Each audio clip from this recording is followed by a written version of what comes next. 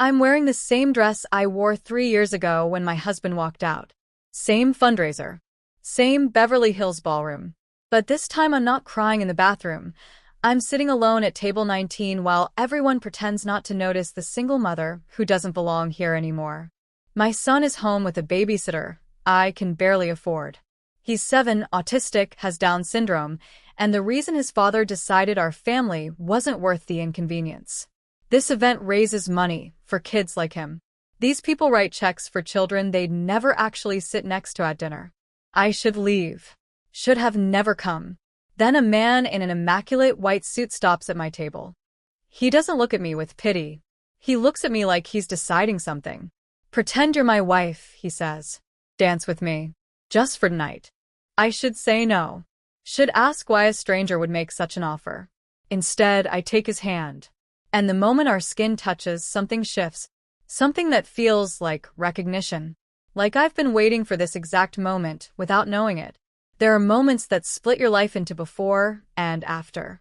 Sometimes they arrive as catastrophe, a diagnosis that changes everything, a partner who walks away. But sometimes they arrive quietly, as a hand extended in a ballroom where you thought you'd always be alone. If you know what that feels like, if you've been waiting for someone to see past the exhaustion to the woman still standing underneath, these stories find the ones who need them. But only if you let them. The Bellamy estate always looked its best at night. Sprawling across 3 acres in the heart of Beverly Hills, the century-old mansion transformed into something from another era when the sun went down. Tonight, strings of lights wrapped around ancient oak trees, leading guests up the curved driveway to marble steps I'd climbed exactly once before. 3 years ago, when I'd arrived on Preston's arm, pregnant and naive enough to believe that diagnosis wouldn't matter to the man who'd promised forever. I'd been wrong. The invitation had arrived 2 weeks ago, cream cardstock with gold embossing. The Bellamy Foundation's annual Autism Awareness Gala. My name, alone, on the envelope. No +1. No acknowledgement that I'd once been part of the inner circle, back when my husband's pharmaceutical company donated 6 figures annually and we sat at table 3. Table 19 was tucked near the service entrance. Close enough to hear the orchestra, far enough that no one important had to acknowledge my presence. The kind of placement that spoke volumes about where I ranked now in Beverly Hills' carefully calibrated social hierarchy. 35 years old. Special education teacher salary. Single mother to a child who needed therapies most insurance didn't cover. The invisible woman at a fundraiser designed to celebrate children exactly like my son, hosted by people who'd never invited Julian to their own children's birthday parties. The ballroom glittered with the kind of wealth that didn't need to announce itself. Crystal chandeliers that had hung here since the 1920s. Champagne flowing from fountains that cost more than my monthly rent. Women in gowns that required stylist consultations, and men in tuxedos tailored to bodies maintained by personal trainers I'd never afford. I'd worn my good dress. The one I saved for parent-teacher conferences, and the occasional job interview that went nowhere. Pale silk that had looked elegant 2 years ago, but now just looked tired. Like me. Jenna, darling, you made it. Cordelia Hastings materialized at my table during cocktail hour, her smile sharp enough to cut glass. She'd been on the planning committee with me, back when I'd had time for volunteer work and a husband who wrote generous checks. Flying solo tonight? Julian's home with a sitter. I kept my voice pleasant, neutral, the way I'd learned to navigate these spaces where every word was weighed and measured. He sends his love. Oh yes, your son. The pause before son carried the weight of everything unsaid. The diagnosis, the disabilities, the reason Preston had filed for divorce before Julian's 2nd birthday. Such a special child. It's wonderful the foundation does this work. So important. She drifted away before I could respond, drawn toward a cluster of tech executives whose donations actually mattered. I watched couples fill the dance floor as the orchestra began. Preston was here somewhere. I'd spotted him during the silent auction, his new wife Bethany clinging to his arm like a designer accessory. She was younger than me by 5 years, worked in his company's PR department, and had made it abundantly clear on their engagement announcement that children weren't in their plans. The irony wasn't lost on me. He'd left because our son was too complicated. Found someone who'd never complicate his life that way at all. Dinner arrived in courses I'd barely tasted. Conversations swirled around me. Vacation homes in Cabo, private school applications, investment portfolios that weathered market fluctuations. I smiled when appropriate, nodded at the right moments, and wondered if anyone would notice if I slipped out early. Then the dancing began in earnest. The orchestra transitioned into something slower, more intimate. Couples flooded the floor, and I felt the weight of my solitude like a physical thing. 3 years ago, Preston and I had danced at this very event. He'd whispered in my ear about the future we were building. 6 months later, he'd pack his bags and walk out. I should leave. Should call the sitter, pay her for the full evening anyway because she needed the money almost as much as I did, and go home to my son who'd fallen asleep hours ago clutching his favorite weighted blanket. That's when he appeared. One moment the space beside my table was empty. The next, a man stood there with the kind of presence that made the air feel different. Denser. Charged with something I couldn't name. He wore a white suit that shouldn't have worked in October, but somehow did. Immaculately tailored, the kind of craftsmanship that whispered old money and older traditions. Dark hair swept back from a face that could have been carved from marble. All sharp angles and aristocratic bones. But it was his eyes that stopped my breath. Pale. Almost colorless in the chandelier light. Fixed on me with an intensity that made every instinct scream I should look away. I didn't. "You've been sitting alone all evening," he said. His voice carried an accent I couldn't place. European, maybe. Something that suggested languages learned before English became the world's lingua franca. That seems like a waste. I'm fine. The lie came automatically. Thank you for your concern. I don't think you're fine. He pulled out the chair beside me without asking permission and sat. The movement was fluid, controlled, like he'd spent lifetimes learning how to inhabit space without disturbing it. I think you're miserable and trying very hard not to show it. The observation was so accurate it stole my breath. You don't know anything about me.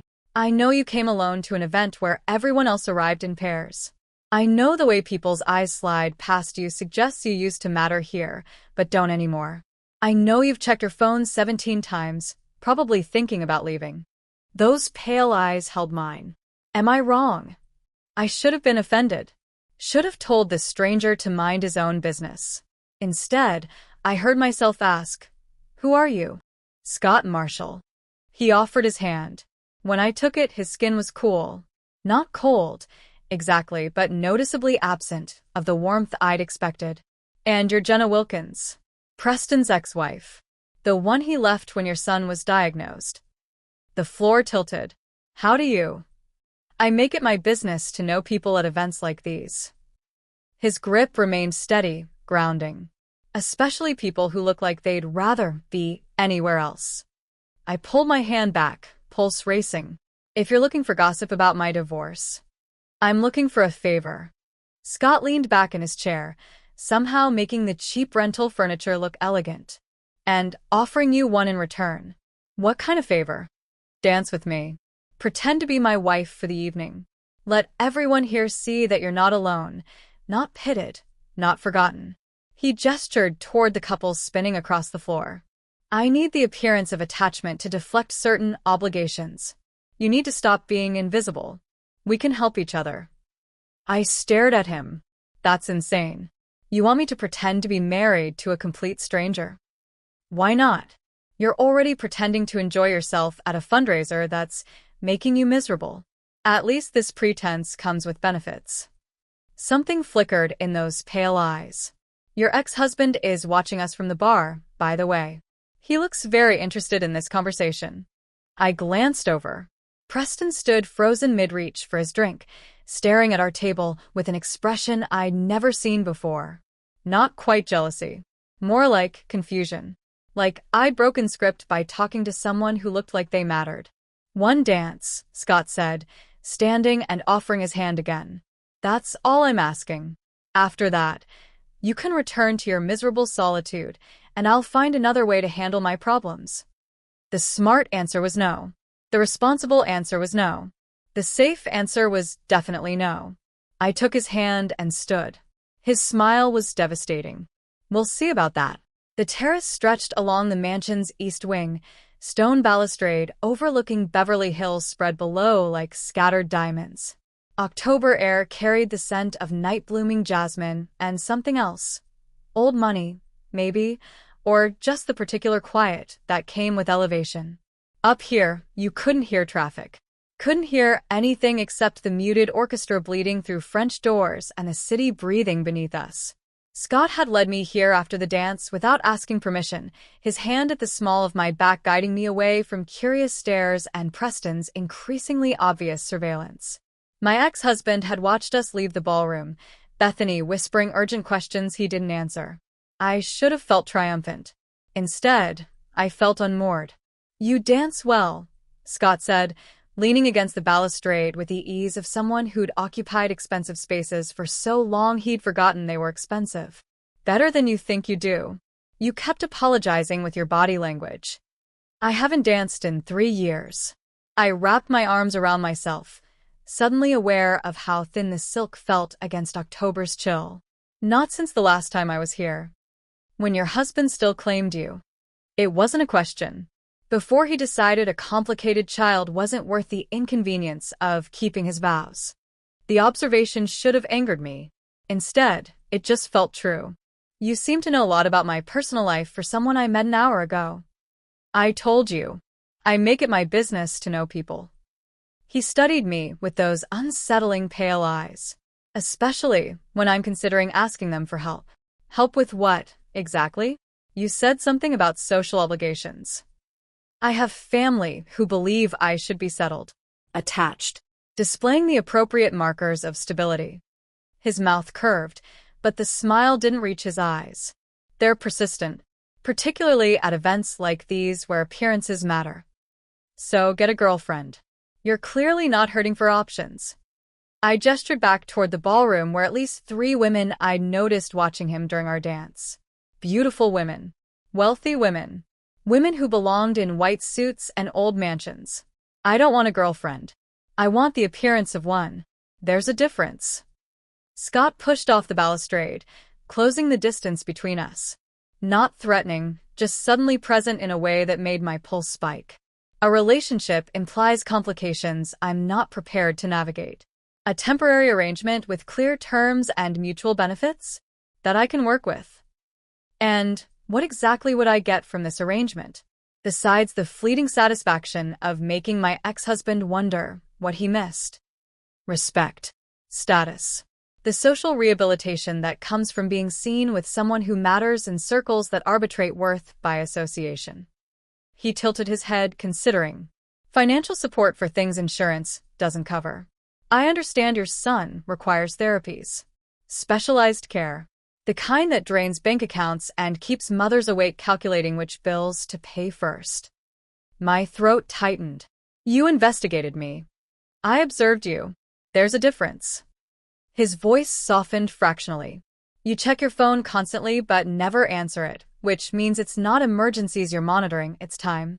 Making sure your sitter hasn't texted that something's wrong. You wore the same dress to 3 different foundation events over the past 2 years, photographed each time by the society pages. You drive a car that's seen better decades and park 6 blocks away because valet costs money you don't have." He paused. "You're drowning, Jenna. I'm offering a life raft with very reasonable terms attached." I should have been furious at the invasion. Should have walked away from this stranger who dissected my life like a specimen. Instead, I heard myself ask, "What's his name?" "Excuse me?" "My son. You know everything else. What's his name?" Something shifted in Scott's expression, almost like surprise. "I don't know. You never post about him on social media. His name doesn't appear in any of the foundation materials. It's like you're protecting him from being known." "I am." The words came out harder than I intended. "His name is Julian. He's 7. He loves trains and weighted blankets and the number 4. He has autism and Down syndrome, and he's perfect exactly as he is." And yes, I protect him from being known because people like the ones in that ballroom write checks for children like him, but wouldn't invite him to their homes. Then let me be different. Scott's hand found mine, that same cool touch from when we'd danced. Tell me what he needs. What makes him feel safe? What I should know if I'm going to be part of this performance. The question knocked something loose in my chest. Preston had never asked. Never wanted to know about Julian's routines or triggers or the careful architecture of safety I'd built around our days. He'd seen diagnosis and decided that was all he needed to understand. Why do you care? My voice cracked on the question. Because if we're doing this, we're doing it properly. Which means I need to be able to answer questions about your life. About him. About what matters to you. Scott's thumb traced a small circle against my palm. And because I suspect the quickest way to earn your trust is to prove I don't see your son as inconvenience. We stood there while Beverly Hills glittered below, and something dangerous took root in my chest. Hope. The kind that had died 3 years ago when Preston packed his bags. The kind I couldn't afford to feel for a stranger offering bargains that sounded too good to be true. I need to get home, I whispered. Julian Sitter has class in the morning. I'll drive you. I have my car. 6 blocks away. I know. Scott released my hand, but stayed close. Let me drive you. We can discuss terms on the way. The car waiting at the valet stand was vintage. Pre-war vintage. A Bentley that looked like it had rolled off the line in 1938 and been maintained by someone who understood that some things improved with age. Cream leather interior. Wood paneling polished to a mirror shine. The kind of vehicle that belonged in museums, not driveways. Scott opened my door without fanfare, waited until I settled, then circled to the driver's side with that same fluid grace I'd noticed during our dance. The engine purred to life, with a sound that suggested decades of expert care. Where are we going? He asked. I hadn't given him my address. Hadn't mentioned where I lived. But I found myself saying, Culver City, the apartments on Washington Boulevard. He didn't comment on the neighborhood or the distance from Beverly Hills glamour. Just pulled smoothly into traffic while Los Angeles spread around us in rivers of light. 2 weeks, Scott said after several blocks of silence. That's what I'm proposing. You attend events with me. We're seen together. You let people believe we're seriously involved. In exchange, I covered Julian's therapy costs for the next year. All of them. Plus a discretionary fund for expenses that come up. That's insane. You don't even know how much that costs. I can afford it. He said it with the calm certainty of someone for whom money was abstraction rather than limitation. What I can't afford is continued pressure from family who think I need managing. And after 2 weeks, we stage a quiet, amicable separation. You keep the money. I keep my space. Everyone wins. My apartment building appeared too quickly, shabby against the night. Scott parked in a spot that probably violated 3 different regulations, but somehow made the cramped lot look intentional. This is me, I said, reaching for the door handle. Scott produced a card from his jacket. Heavy stock, silver embossing that caught the streetlight and seemed to shimmer with its own luminescence. A name. A number. Nothing else. Think about it, he said. Call me when you decide. And if I decide no, then I'll find another solution, and you'll never hear from me again. His eyes held mine. But I don't think you're going to say no, Jenna. I think you're going to lie awake tonight calculating what you could do with a year of security. I think you're going to realize that pride is expensive and you're tired of paying its cost. You don't know me well enough to predict what I'll do. Don't I? He leaned closer, voice dropping to something almost intimate. I'll keep you both safe. That's a promise that means more than you know. The apartment smelled like microwave popcorn and the lavender plug-in I couldn't quite afford but bought anyway because Julian liked the scent. Naomi, my sitter, looked up from her textbook with a slightly glazed expression of someone deep in organic chemistry. How'd it go? She asked, already gathering her things. Fine. Uneventful. The lie tasted metallic. Julian, perfect angel, fell asleep at 8:30 watching his train videos. Hasn't stirred. Naomi accepted the cash I'd carefully counted out earlier. Same time next month? Maybe. I walked her to the door, locked it behind her, then stood in my small living room while the weight of Scott's offer settled over me like a physical thing. I checked on Julian out of habit. He lay sprawled across his twin bed, weighted blanket kicked half off, stuffed conductor clutched against his chest. Perfect. Peaceful. Unaware that his mother was considering deals with strange men who drove vintage cars and made promises that sounded like either salvation or disaster. Monday morning arrived with Julian's routine. Toast cut into 4 triangles. Juice in his blue cup. Exactly 17 minutes to eat before teeth brushing. I moved through our choreography while my mind stayed trapped on a terrace overlooking Beverly Hills, replaying conversations I couldn't afford to take seriously. Work was kindergarten through 3rd grade special education. Lesson plans built around individual needs. Parents who ranged from grateful to demanding to desperately overwhelmed. I loved it. Loved these kids who experienced the world differently and needed advocates who understood that different didn't mean less. But love didn't pay for Julian's speech therapy. Didn't cover the occupational therapy insurance claimed was elective. Didn't touch the specialized tutoring that helped him navigate a world built for neurotypical children. My phone buzzed during lunch. Unknown number. Dinner Friday. Bring Julian. I want to meet him properly. SM. The audacity of that message should have angered me. No question. No polite inquiry whether I'd considered his offer. Just an assumption that I'd already decided, already agreed, already started down a path I couldn't see the end of. I stared at those words while my students ate their lunches and autumn sunlight cut through classroom windows and something I'd locked away 3 years ago stirred behind my ribs. Logic said this was dangerous. Said men who made offers this generous always wanted something that cost more than money.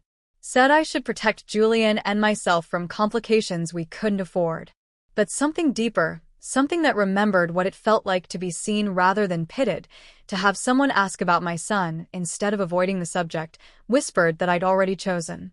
That the moment I took Scott Marshall's hand and felt something shift, I'd stopped being the woman who sat alone at table 19.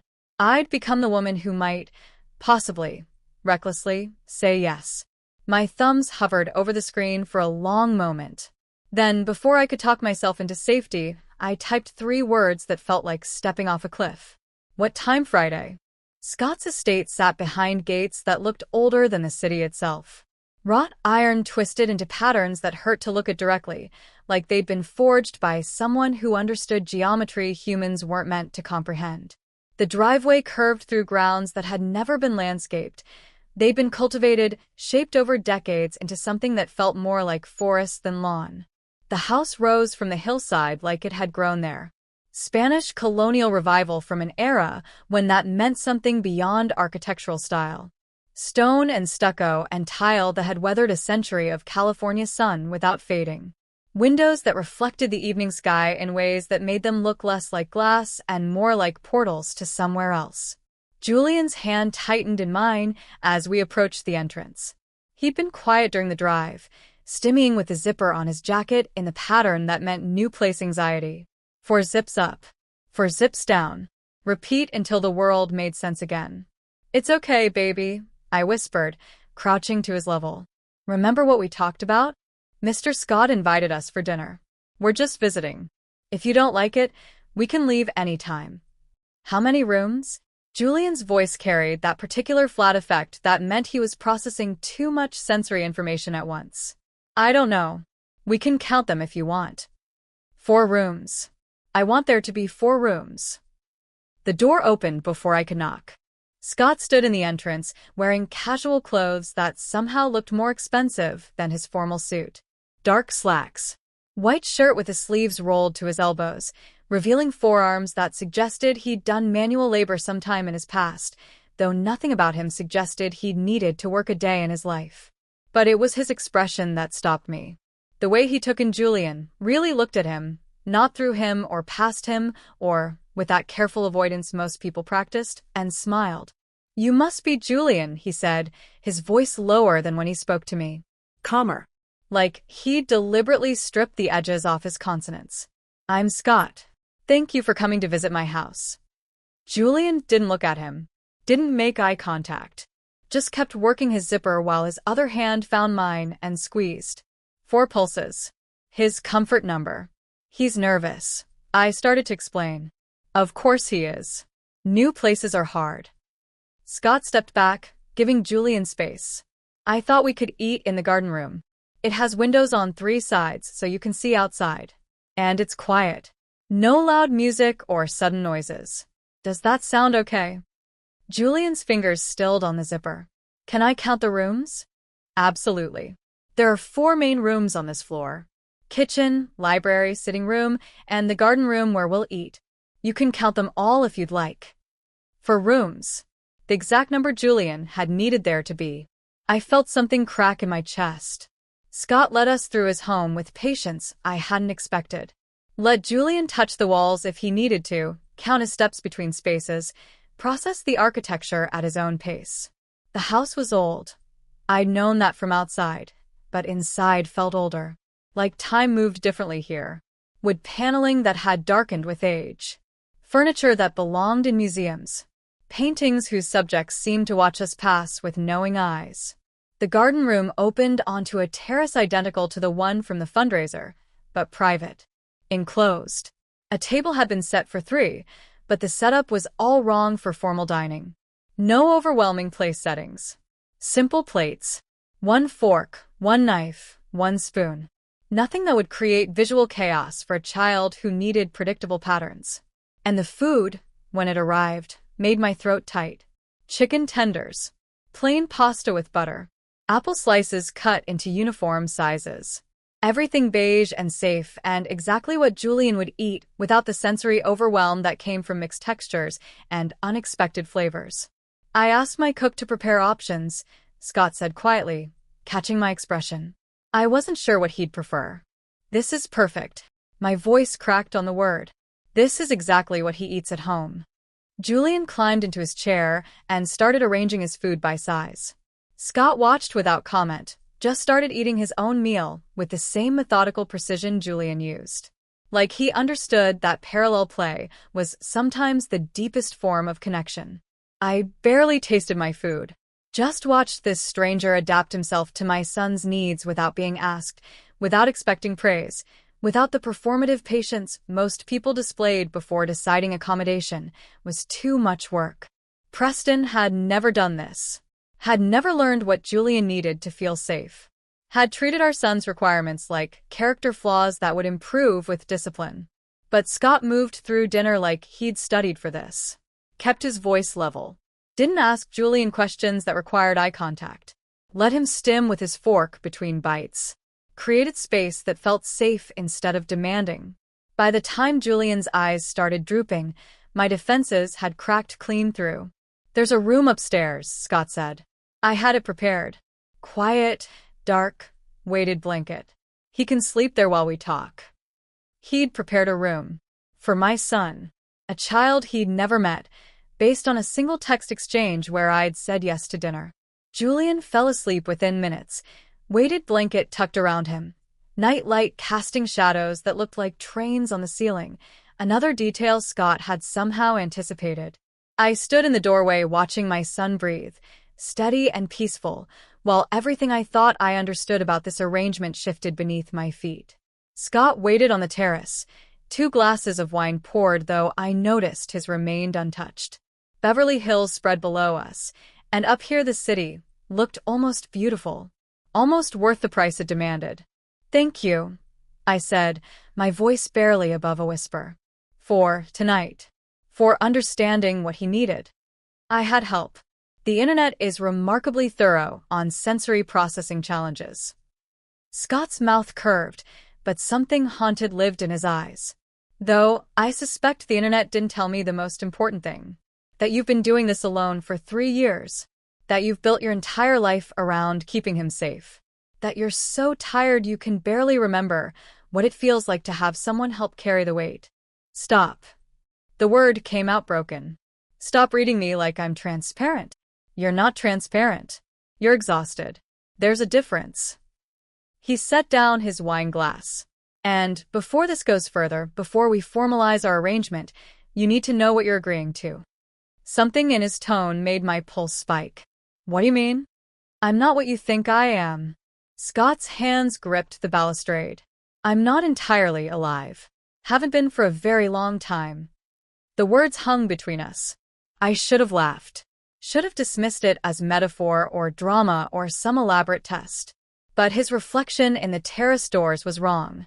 Too faint, like he barely existed in mirrors. I don't understand, I whispered. Yes, you do. He turned to face me, and his eyes caught the moonlight in a way that wasn't human. Reflected it back like a cat's, silvered and ancient. I'm vampire, Jenna. Head of the covenant that's controlled Beverly Hills' supernatural community for 3 centuries. And I need you to appear settled because in my world, a king without attachments is vulnerable to overthrow. My legs stopped working. I gripped the balustrade to stay upright while my mind tried to reconcile the impossible with the evidence. His coldness. The way he moved, without disturbing air. How he'd known things he shouldn't. The house that felt older than architecture alone could explain. Julian, I gasped. My son is inside. And completely safe. I haven't fed on humans in 200 years. I'm not the monster you're imagining. Scott stayed perfectly still, giving me space to process or run. I need this arrangement because ancient law makes me vulnerable without proof of stability. But I approached you for a different reason. Because you were the only person in that ballroom who looked like you understood what it meant to lose everything. You're telling me vampires are real. My voice sounded distant, disconnected from my body. That you're immortal. That Beverly Hills has a supernatural community. Yes to all of it. He paused. And I'm telling you because you deserve to know what you're getting into. What Julian could be exposed to. The danger that comes from being associated with me. I should have run. Should have grabbed my son and escaped this impossible revelation. Should have chosen safety over insanity.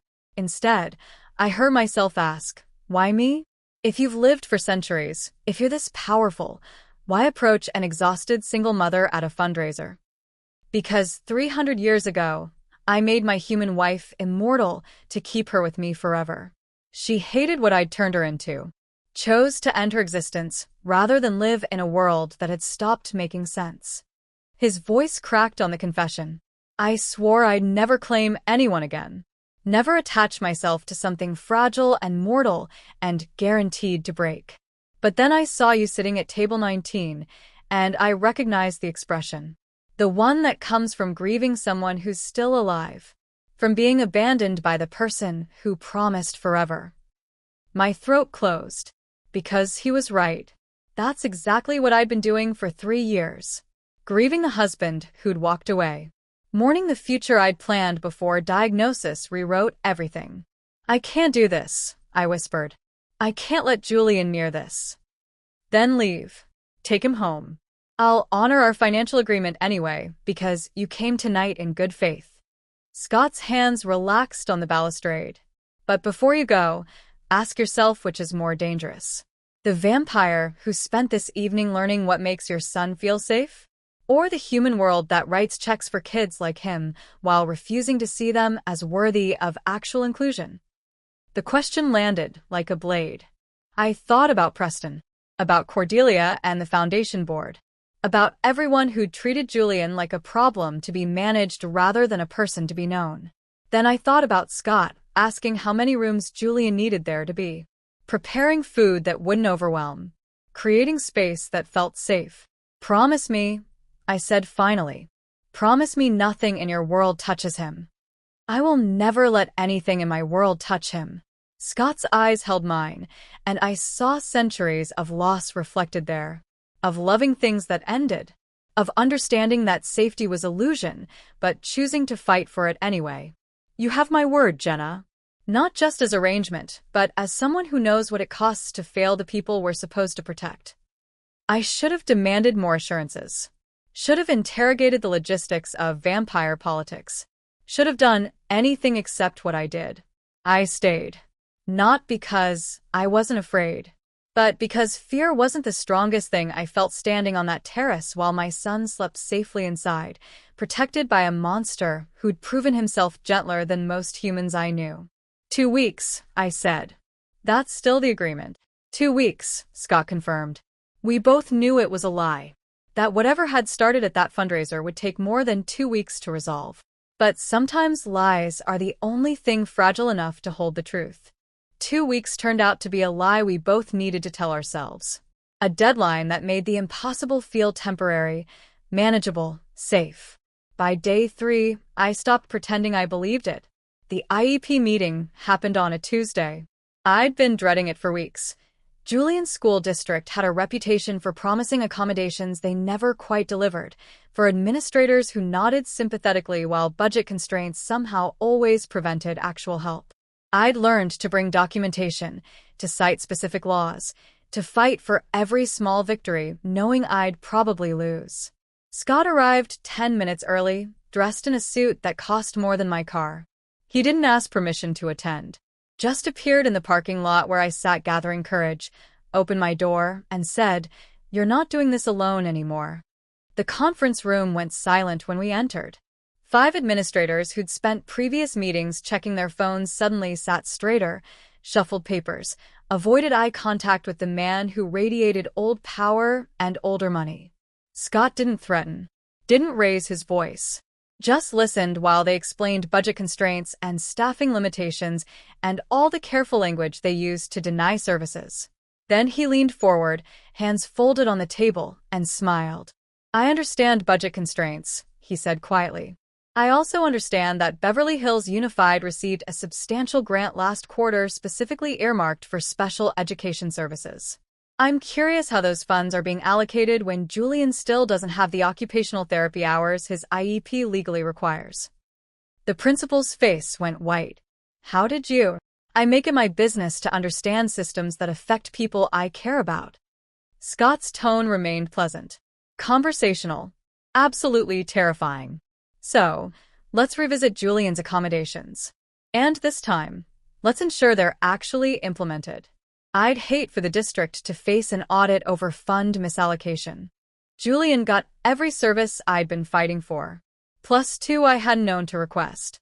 We left with signatures still drying on paperwork that would have taken me months to secure a loan. I sat in my car afterward, hands shaking, trying to reconcile the vampire who'd threatened a school district with the man who'd learned Julian needed his toast cut into triangles. "You didn't have to do that," I whispered. "Yes, I did." Scott's hand covered mine. Still cool. Still that absence of warmth that should have unsettled me, but instead felt grounding. They were failing him. That's unacceptable. I didn't realize I was crying until his thumb brushed tears from my cheek. The security detail revealed itself gradually. A car that seemed to be parked outside my apartment every evening. A woman who appeared in the coffee shop I frequented, always at a corner table, always watching. Strangers who somehow materialized when Julian and I walked home from school, close enough to intervene but distant enough to avoid notice. I confronted Scott about it on one of our terrace conversations, which had become routine. After Julian slept, we'd sit overlooking Beverly Hills while the city pretended it was just human ambition glittering below. "You have people following me. I have people ensuring you're safe." He didn't deny it. Didn't apologize. "There are factions who'd use you to get to me. I'm not leaving that to chance." "What kind of factions?" "The kind who think of Vampire King showing attachment to humans as weakness. The kind who've been looking for leverage for decades." Scott's jaw tightened. "There's a vampire named Thorn. Ancient. Powerful. Believes I've gone soft by maintaining alliances with mortal communities instead of simply controlling them through fear. He's been watching us." "Watching us how?" "Subtle things. A note left on your car. Someone asking your neighbors about your schedule. Nothing overtly threatening yet. Just reminders that he knows where to find you." My blood went cold. "Julian is protected. I swear to you, Jenna. I have 3 of my most trusted people assigned specifically to his safety." Scott turned to face me. "But you need to understand what you're in. Not just vampire politics, but the danger that comes from being seen as mine." "I'm not yours." The words came automatically. Defensive. "Aren't you?" His eyes caught the moonlight, that silver reflection that shouldn't exist. You've been here every night this week. Julian asks for me when I'm not around. You wore the necklace I gave you to your parent-teacher conference, even though you thought I wouldn't know. I touched the pendant reflexively. Delicate silver that somehow felt warm against my skin despite Scott's coldness. It was a gift. I was being polite. It was a ward. Ancient magic woven into modern jewelry. Anyone from my world who sees it knows you're under my protection. He leaned closer. And you knew that when you put it on. Just like you know you're not staying with me out of obligation anymore. He was right. I'd stopped pretending this was just arrangement somewhere between the IEP meeting and the night Scott spent 3 hours reading train books to Julian in perfect conductor voice. Stopped lying to myself when I caught myself watching him move through space with that inhuman grace and feeling one instead of fear. Beverly Hills noticed the shift before I fully acknowledged it. Suddenly, I was getting invitations to events I'd been excluded from for years. Cordelia called to invite me to lunch, her voice dripping with curiosity about my new relationship. Preston's texts evolved from curt co-parenting logistics to thinly veiled questions about Scott's intentions. The fundraiser circuit treated me differently now. Not as the abandoned ex-wife, but as Scott Marshall's partner. Women who'd avoided me suddenly wanted coffee. Men who'd looked through me started conversations. I'd become visible again, but it wasn't my visibility. It was borrowed shine from proximity to old power. Does it bother you? Scott asked one evening while Julian colored at his feet, carefully filling in train cars with the focus of a child who understood that some things required precision. Being seen as mine instead of your own person? I don't know what bothers me anymore. I watched Julian's small hands move across the page. 3 weeks ago, I was invisible. Now I have status I didn't earn, security I don't fully understand, and a 7-year-old who keeps asking if you're going to be his daddy. Scott went very still. What do you tell him? That you're a friend. That we're spending time together. That nothing's permanent. My throat tightened. But he doesn't understand temporary, Scott. His world is patterns and routines and things that stay consistent. If you leave, when this arrangement ends, he won't understand why another person disappeared. Then maybe I don't leave. You're 300 years old. I'm 35 with a child who needs care you can't imagine. This isn't sustainable. Isn't it? He moved to sit beside me, close enough that I could feel the absence of heat from his body. I've spent 3 centuries avoiding attachments because I couldn't bear to lose another person I loved. But sitting here, watching your son color while you pretend you haven't already decided to stay, I'm starting to think avoiding loss just means avoiding living.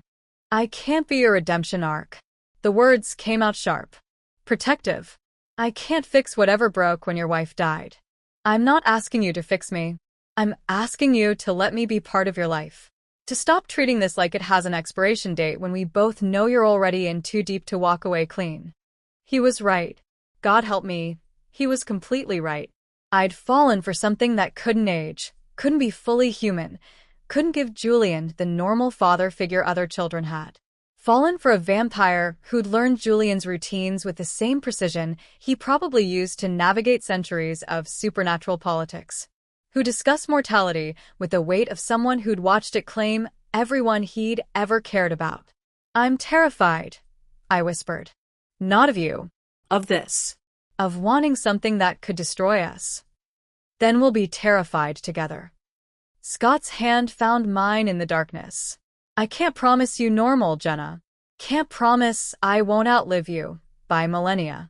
Can't even promise my world won't touch you despite my best efforts. But I can promise I see you. Not as convenient arrangement or temporary solution. As the woman who's been fighting alone for 3 years and finally accepted that maybe, possibly, she deserves someone who fights beside her. Julian looked up from his coloring, train precisely shaded in his favorite blue. Mom, is Mr. Scott staying for bedtime stories? I met Scott's eyes. Saw centuries of loneliness reflected there. Understood that some choices weren't about logic or safety or protecting yourself from inevitable loss. Some choices were about recognizing that being afraid of heartbreak meant you'd already survived having your heart broken before. Yes, baby, I heard myself say. Mr. Scott is staying. and watching my son's face light up while a 300-year-old vampire smiled like I'd given him something he'd forgotten existed, I knew I'd stopped pretending this was temporary. We were building something. Fragile and complicated, and probably doomed to hurt someone. But for the first time in 3 years, I was building instead of just surviving. And that had to count for something, even if it cost everything. The attack came on a Thursday. Julian and I were halfway through our evening routine. Bath time, pajamas with the tag cut out because tags were sensory nightmare, 3 stories about trains before bed. Normal. Safe. The life I'd carefully constructed to keep my son's world predictable. Then the window shattered. I had maybe 2 seconds to process the impossible. Figures moving too fast to be human, shadows that twisted wrong, the smell of something ancient and wrong flooding my small apartment. Then training I didn't know I had kicked in, and I was grabbing Julian, running for his bedroom, slamming the door, and shoving his dresser against it with strength born from pure terror. Julian screamed. Not his usual overwhelmed sounds, but raw fear, and the sound tore something primal loose in my chest. The door splintered. I threw my body over my son while my mind tried to reconcile what I was seeing. A woman who'd been beautiful once, before something had hollowed her out and filled the space with hunger. She smiled, and her teeth were wrong. "The king's little pet," she hissed. "Let's see how attached he really is." She didn't get another word out. Scott's security materialized like they'd been waiting in the walls. 3 vampires I recognized from lingering in coffee shops and parked cars, moving with coordinated violence that left the attacker reduced to ash before I could blink. More sounds from the living room, fighting, something breaking, then silence that felt more ominous than noise. One of Scott's people, a woman named Celeste who I'd seen outside Julian's school, appeared in the doorway. "We need to move. Now." Thorne sent 5. "We neutralized 3. The others will report back that you're vulnerable here." "I don't understand." "You will. But right now we run." Julian wouldn't stop shaking. I carried him to the car, his face buried in my neck, his hands locked around my shoulders with the grip of someone drowning. Scott's estate appeared around us too quickly, and then we were inside while strangers with ancient eyes secured perimeters I didn't understand. Scott was waiting. He took one look at Julian's tear-stained face, and something in his expression turned absolutely lethal. "They touched him. They tried." My voice sounded distant, disconnected. "Your people stopped them. Not soon enough." He reached for Julian, and my son, my child who didn't like being touched by anyone except me, reached back. Let Scott hold him. Buried his face in a vampire's shoulder while I stood there trying to process that my carefully normal life had just shattered like my apartment windows. The call came an hour later, after Julian finally cried himself to sleep. Preston, furious, demanding to know why Child Protective Services had contacted him about concerning reports of Julian being present during a violent incident at my residence. Someone called CPS? I gripped the phone. Julian's fine. He's safe. Nothing happened to him. Nothing happened? Preston's voice climbed. Jenna, there are police reports. Witnesses saying your apartment was destroyed. And you're telling me our son was there? He was never in danger. I'm filing for emergency custody. Tonight. I've already called my lawyer. He paused. I told you getting involved with that man was dangerous. Told you this lifestyle would put Julian at risk. But you were too busy playing house with some Beverly Hills sociopath to think about our son's safety. He hung up before I could respond. I stood in Scott's library while reality crashed over me in waves. This was it. The cost I'd known was coming. Preston would use this. Would take Julian. Would prove I was exactly the unfit mother he'd been implying for 3 years. He can't win. Scott spoke from the doorway. I won't let him take your son. You can't stop a custody hearing with supernatural threats. No. But I can stop it with truth. He moved closer. The covenant meets in 3 hours. Thorne will be there. He'll argue that my attachment to you makes me weak, vulnerable to challenge. I need you to come with me. Let them see that you're not weakness. That you're the reason I'm stronger than I've been in centuries. I can't go before a vampire council, Scott. I'm a special education teacher who can barely navigate PDA meetings. I don't speak ancient supernatural politics. You don't need to. You just need to be exactly who you are. His hands framed my face. A mother who survived betrayal and kept fighting. A woman who chose to build something real even when every logical reason said she shouldn't. They'll try to dismiss you as human fragility. Show them they're wrong. The Covenant Chambers existed beneath Beverly Hills in spaces that predated the city's founding. Stone corridors lit by something that wasn't quite fire. Rooms that felt carved from the earth itself rather than built. We descended through Scott's estate into depths that shouldn't exist, and with each step I felt the weight of centuries pressing down. The meeting chamber was Gothic nightmare made real. Vaulted ceilings that disappeared into shadow. A circular table where figures sat who'd probably witnessed the fall of empires. And at the far end, a man who could only be Thorn. He looked young, maybe 30 in human years. But his eyes held millennia, and when he smiled at me, I understood what apex predators felt like when they'd finally cornered prey. So this is the human. Thorn's voice carried the particular contempt of someone who'd never valued mortal life. The single mother with a damaged child. This is what makes you strong, Marshall. Scott's hand tightened on my back. Warning or reassurance, I couldn't tell. My son isn't damaged. The words came out before I could stop them. Before I could remember I was standing before creatures who could kill me without effort. He's autistic. He has Down syndrome. That makes him different, not broken. Not less than. Not weak. Semantics. You've attached yourself to a king of our people because you needed protection. Resources. The things human fragility always requires. Thorn leaned forward. And Marshall has allowed it because he's forgotten what we are. We don't serve humans. We don't weaken ourselves with their temporary attachments. We certainly don't risk our positions for single mothers who can barely care for their own offspring. The chamber went silent, waiting for Scott to defend himself, to prove Thorn wrong. Instead, I spoke. You want to know why I'm here? Why I said yes to a vampire I barely knew. I stepped forward, away from Scott's protective hand, because I spent 3 years being invisible, being dismissed, being told my son was inconvenience, burden, reason enough for the person who promised forever to walk away. And then I met someone who saw us, really saw us, not as charity case or leverage or weakness to exploit, as people worth knowing. Touching speech. Thorn's smile widened. But sentiment doesn't change reality. You make him vulnerable. Your child makes him distracted. And, according to ancient law, a king who can't focus on covenant protection because he's playing house with humans can be challenged. Replaced. Then challenge me. Scott's voice cut through the chamber. Challenge me directly, Thorn. Stop hiding behind attacks on a woman and child who've done nothing except exist in my life. Prove I'm weak by facing me yourself instead of sending subordinates to terrorize a 7-year-old. Oh, I will. But first, Thorn gestured to someone in the shadows. A vampire I didn't recognize stepped forward, holding something that looked like ancient text. First, we establish exactly why you chose this particular human. Her blood carries markers. Genetic anomalies passed through her son's conditions. The kind that haven't appeared in human lineages for 3 centuries. The kind that could strengthen vampire offspring if bound properly. My stomach dropped.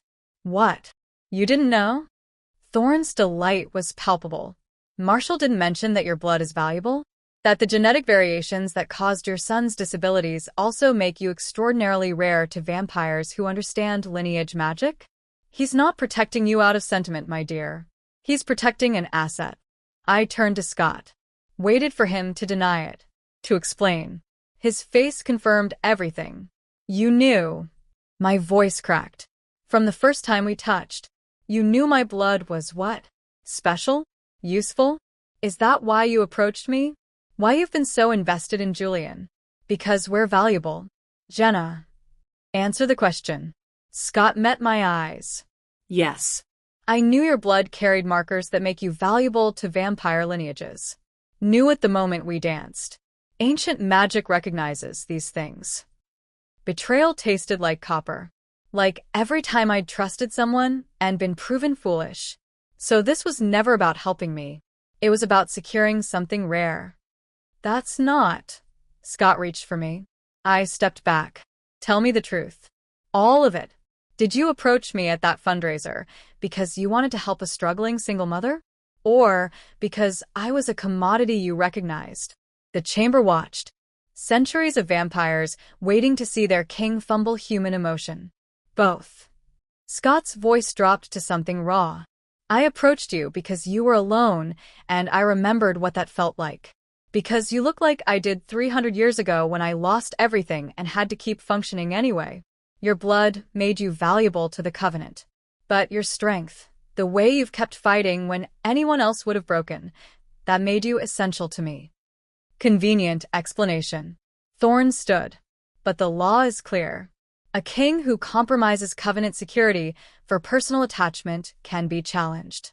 And I hereby. She carries my mark. Scott's words cut through the challenge.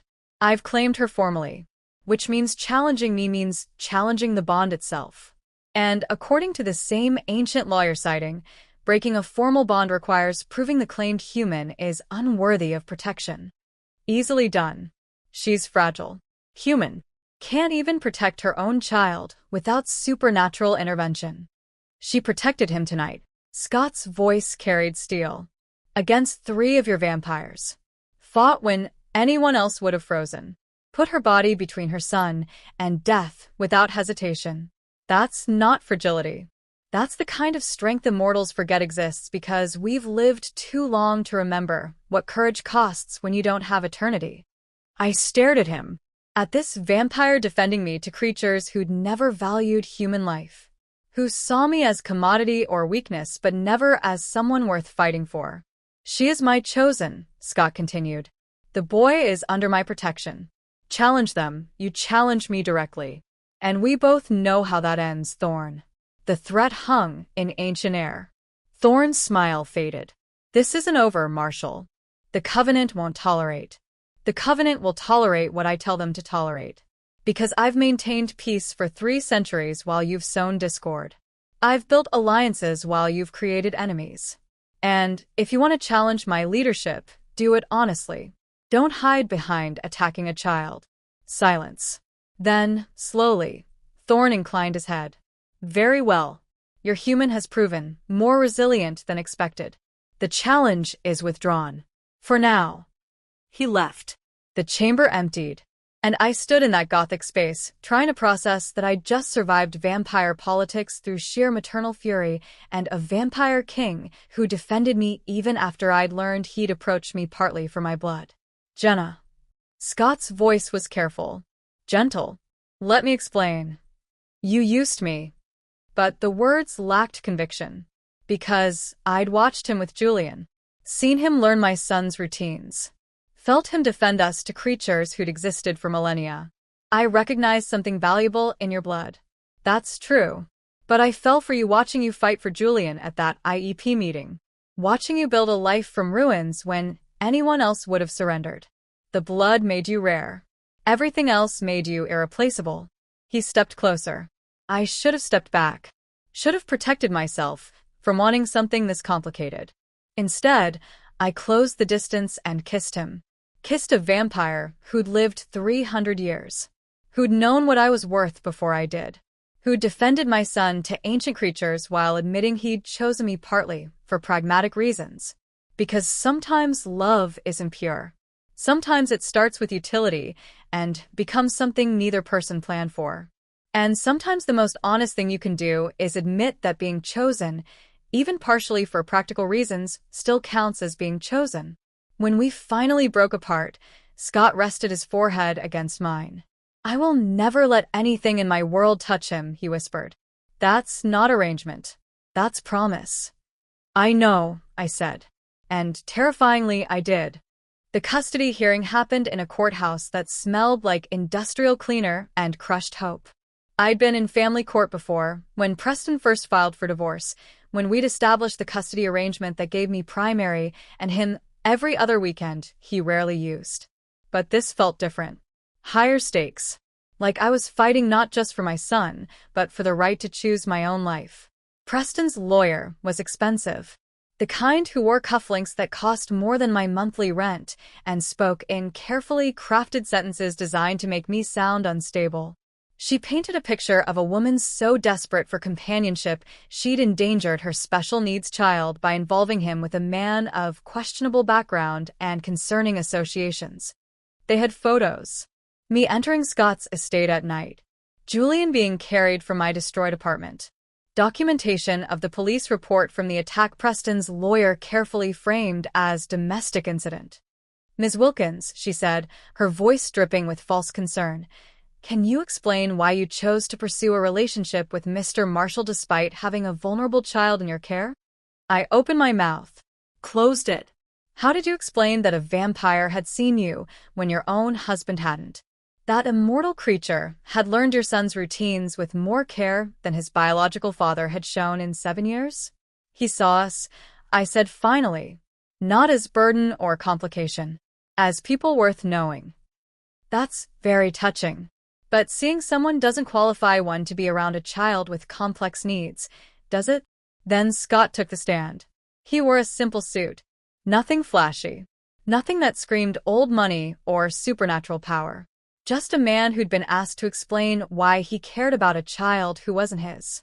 Preston's lawyer went after him immediately. Questions about his background, his intentions, his understanding of Julian's disabilities. Scott answered each one with the calm of someone who'd spent centuries being underestimated. "Mr. Marshall, you've known Julian for approximately 6 weeks. Do you really think that qualifies you to understand his needs better than his father?" "I think 6 weeks of paying attention counts for more than 7 years of avoidance." Scott's voice remained level. "I know Julian needs his toast cut into 4 triangles. That he can't handle tags in his clothing. That sudden loud noises trigger meltdowns that can last 20 minutes. I know he's brilliant at pattern recognition, that he's teaching himself to read using train schedules, that he asks questions most adults can't answer because he sees connections other people miss." The lawyer's smile faltered. "Those are very specific details. They're the details that matter when you actually care about a child." Scott leaned forward slightly. "I also know that Julian hasn't seen his father in 4 months despite the custody agreement. That Preston canceled his last 3 scheduled visits. That the therapies Julian requires, the ones that help him navigate a world that wasn't built for how his brain works, are therapies Jenna pays for alone because Preston argues they're optional." Preston's face went red. The lawyer tried to redirect, but Scott wasn't finished. "I know what it looks like when someone treats a child like an inconvenience. I've watched it for 7 years through court documents and broken promises. And I know what it looks like when a mother fights alone to make sure her son has everything he needs despite a system designed to make that impossible. So yes, I think 6 weeks of actually showing up counts for more than 7 years of finding excuses not to." The court-appointed psychiatrist interviewed Julian next. She was gentle, experienced, the kind of professional who understood that neurodivergent children needed different approaches. She showed him pictures, asked carefully structured questions, gave him sensory toys to fidget with while he talked. "Julian, do you know why we're here today?" "Dad wants me to live with him." Julian lined up the fidget toys in order of size. 4 toys. His comfort number. "But I don't want to." "Can you tell me why?" "He doesn't understand the rules." "Mr. Scott understands the rules." "What rules?" "My rules. About toast. About tags. About how many times to knock before opening my door." Julian looked up at her, making brief eye contact in the way he did when something was important. "Dad says I should try harder to be normal. Mr. Scott says normal is boring, and I'm perfect being me." I watched through one-way glass while my son explained in his own words what I'd been trying to articulate for 3 years. That understanding mattered more than biology. That accommodation wasn't weakness. That being seen for who you actually are counts more than being tolerated for who someone wishes you were. The judge granted me continued primary custody.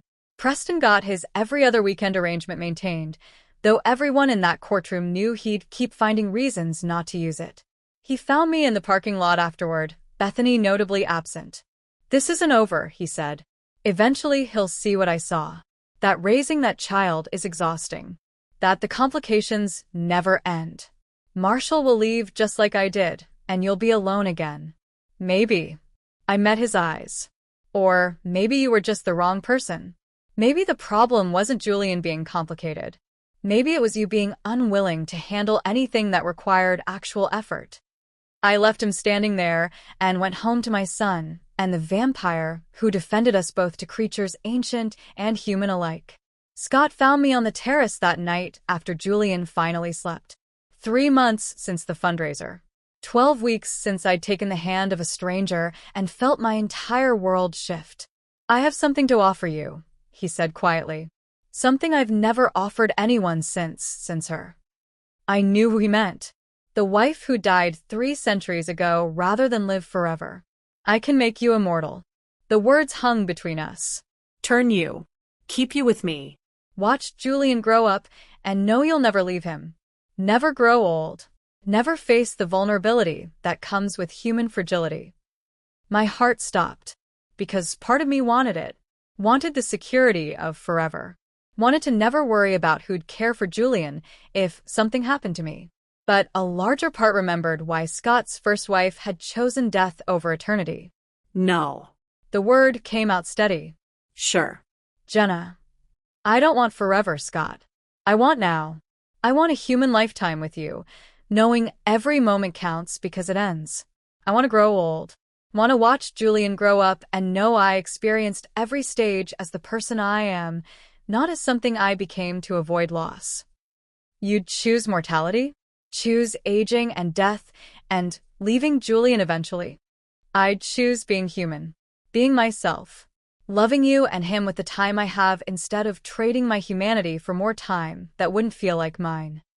I moved closer. Your wife hated what you made her. You've carried that guilt for 300 years. Don't make the same mistake twice because you're afraid of losing me. I will lose you. His voice cracked. In 50 years, 60 if we're lucky, I'll lose you just like I lost her. You'll lose me anyway if I become something I'm not. I took his hands, cool and steady and utterly still against my human warmth. Love me mortal, Scott. Love me knowing it ends. Let that be enough. It will destroy me. Then let it destroy you. But let it destroy you honestly, not because you changed me into someone I never wanted to be. We stood there while Beverly Hills glittered and my choice settled into truth. I would age. Would die. Would leave him eventually the way all mortal things leave immortal ones. But I would do it as myself. The covenant convened one final time to formalize what Scott called unprecedented arrangement. Thorne was there, his expression sour but resigned. Other ancient vampires watched with varying degrees of fascination and disapproval. Scott presented our terms. Human attachment maintained mortal. No conversion. No immortality. Just a vampire king choosing to love something he'd eventually lose. This is weakness, someone argued. No. Scott's voice carried authority earned over centuries. This is control. I could force immortality. Could claim her against her will. Could remake her into something easier to keep. Instead, I'm choosing to honor her humanity. To love something finite, knowing it will break me. That's not weakness. That's the kind of strength only mortals understand because they've never had the luxury of forever. Ancient law was cited. Precedent discussed. And somehow, impossibly, the covenant accepted it. A vampire king who chose mortal love demonstrated ultimate self-control. Showed he wasn't ruled by fear of loss or need for possession. It was the most romantic political maneuvering I'd ever witnessed. 3 months became 4. Then 5. Julian started calling Scott by his name instead of Mr. Scott, which felt like a milestone I hadn't known to expect. We built routines. Family dinners where a 7-year-old taught a 300-year-old vampire about train models. Weekends at the estate. Weeknight bedtime stories told in perfect conductor voice. Normal. Impossible. Ours. Is Scott going to marry you, Mom? Julian asked one Tuesday evening, out of nowhere in the way he had of stating important questions like passing observations. I looked at Scott across the dinner table. He looked back with something in his expression I'd learned to recognize. The particular stillness that meant he was feeling something too big for immortal composure. I don't know, baby. Why do you ask? Because he lives here now. And in my books, when grown-ups live together, they get married. Scott set down his fork with careful precision. Julian, can I ask your mom something important? Something I'd like you to hear. My son nodded, already lining up his remaining pasta into groups of 4. Scott moved to kneel beside my chair. From his pocket, he produced a ring. Simple gold band with a stone that caught the light in ways that suggested it was very old and very precious. I found something in my archives, he said quietly. A letter my first wife wrote before she died. She said, his voice caught. She said I should find someone who makes me remember why living matters, even if it breaks me to lose them. Tears blurred my vision. Jenna Wilkins, will you marry me? Will you build a human lifetime with me knowing it ends? Will you let me love you and Julian for however long we have, and trust that what we build will be worth the inevitable heartbreak? Julian looked up from his pasta. Say yes, Mom. Mr. Scott makes good toast. I laughed through tears. Yes. God help us both, yes. The ring slid onto my finger like it had been waiting 3 centuries for this exact moment. We didn't have forever. We had decades, maybe. Had a human lifetime measured in Julian's milestones and my slowly aging body and Scott's unchanging presence through it all. We had bedtime stories and toast cut into triangles and a love built on the understanding that nothing lasts but some things are worth having anyway. I used to think strength meant carrying everything alone. That asking for help meant I'd failed. That love was something that happened to other women, the ones without complications, without 7-year-olds who needed more than most people wanted to give. Scott taught me something different. That strength includes knowing when to let someone stand beside you. That the right person doesn't measure your worth by how little you need. That choosing love knowing it ends doesn't make you weak.